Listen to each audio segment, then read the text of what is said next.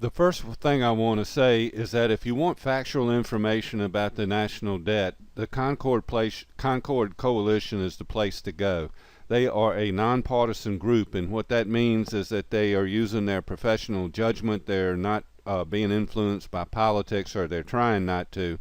And so these folks are not the fringe of anything. They are the middle of the road, factual, professional framework sort of people. And so let's look at this first pane here. It's very helpful for understanding where we are. So here we are in 2015, and we have a publicly held debt of around 74%. It's a weird distinction between the publicly held portion of the debt and the total debt, which includes the governmental portion. It's a weird distinction to make, but at least for the time being, we can use the 74% as a kind of as a framework. So starting with World War II, look what we have here in World War II. It's about 106%. And in the next 30 years, it came down dramatically. So beginning with the Reagan presidency, the national debt increased dramatically. And so when we're here in the 1980, I'm going to use the George W. Bush administration also. But if we go from 1980 to 1992, we see that the national debt increased by about 400%. It went from about a $1 trillion debt to about a $4 trillion debt. And when George W. Bush had run against Reagan in 1980, he had referred to this as voodoo economics. What Reagan referred to it was supply side economics. And he made three pledges during his 1980 campaign. The first thing he said he would do is reduce the marginal tax rate on income taxes from 70% to 50% to 33%, and he did that. Also during his tenure, there was something called the Kemp-Roth bill, which reduced taxes by 25% across the board for 3 years.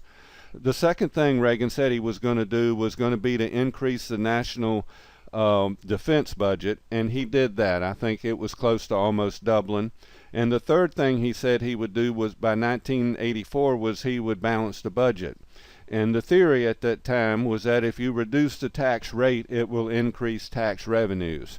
That's a whole nother issue, but in any event, that's what the theory said, and that's what the program was supposed to do.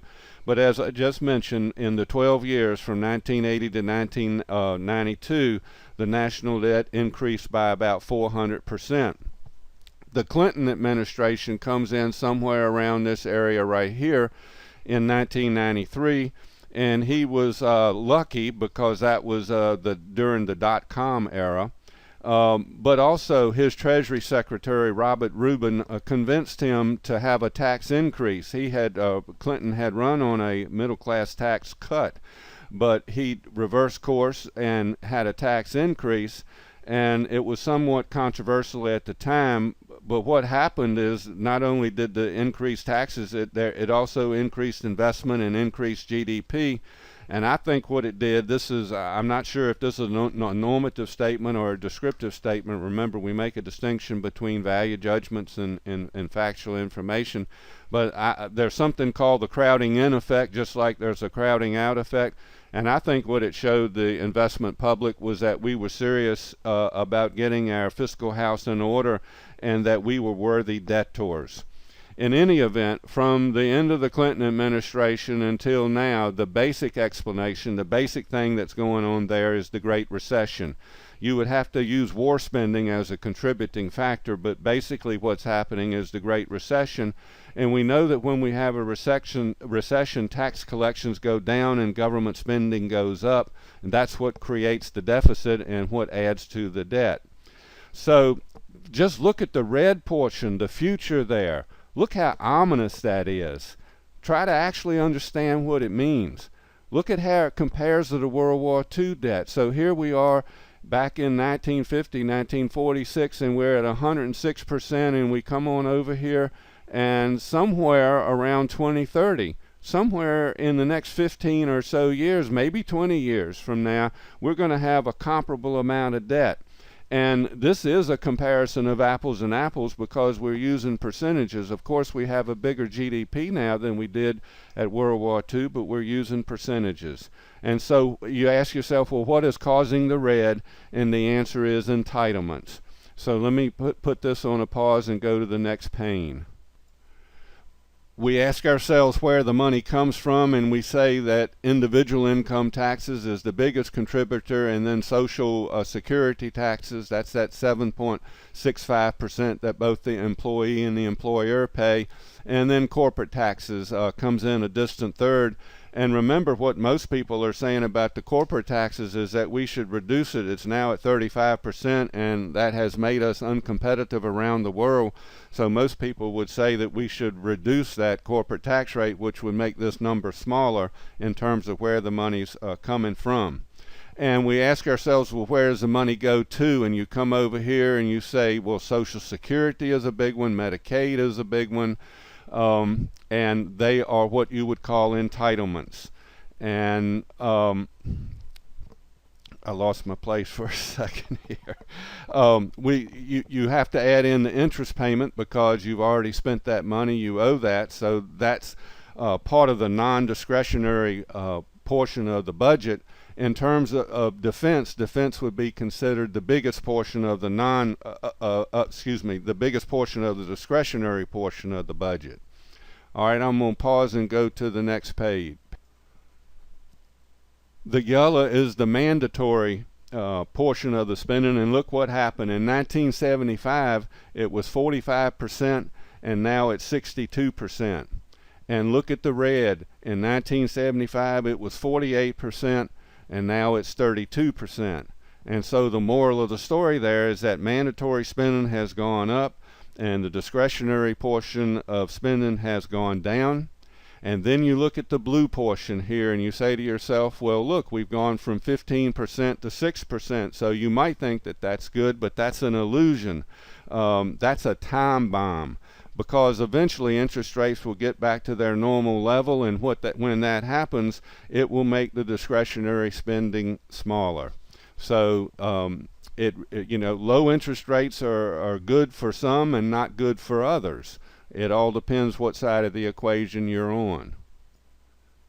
What this pane indicates is that over the last 35 years, the average outlay for government spending is about 20%, and in the future you can see the black line, the dotted line here, it's trending up. And over the same time period, the average revenues, the average tax collections that we're getting is around 17%, and it's leveling off into the future. And so in the future, it doesn't get any better, it's going to get worse. What we see in this graph, we have already inferred from the prior graphs. So we know the sources of increased spending. We know that in the future we're going to be spending more than we do now. We're not going to be taxing ourselves enough to pay for that spending. And if you ask yourself, well, where does it come from? Well, you can see right here, these are the entitlements that we were talking about. Plus, this is the interest expense on an $18 trillion debt that will have to be paid. So all of this spending right here is on automatic pilot, and what that means is that this discretionary spending will be going down. And so the upshot is that if we had economic growth, that would help a lot, because then we would have tax collections going up and government spending would be going down. And the U.S. is in fact doing better than Europe and Japan and the BRICS, the Brazil, Russia, Spain folks. But if the world conditions don't accommodate that growth, then what do we do? And the Republicans, I think, in general classical orientation, their inclination is to reduce tax rates, in an effort to increase tax revenue and growth. And the Democrats, on the other hand, would say, well, look, you've already done that with the Reagan experiment, and look what happened with the supply side program. It increased the debt by 400%, and the Democrats would also want to increase government spending. So now my opinion, I'm shifting to a normative thing here. I think we need to save more and invest more, and what that means is that we're open to the notion of temporarily reducing our standard of living, because if you save more, it means you're not spending it on present consumption. And if you're investing more, it means the same thing. You're not spending it on present consumption. So if we were open, if the American people were open, I think our citizens would have a more realistic expectation of how the world works. I'm sorry this was so long, but I wanted to get all the facts in. I hope this makes sense, and I hope you try to make sense of it. And as I say, the Concord Coalition is a very good place, and you should vote with what you learn. That's what you're in school for. Thanks. Bye.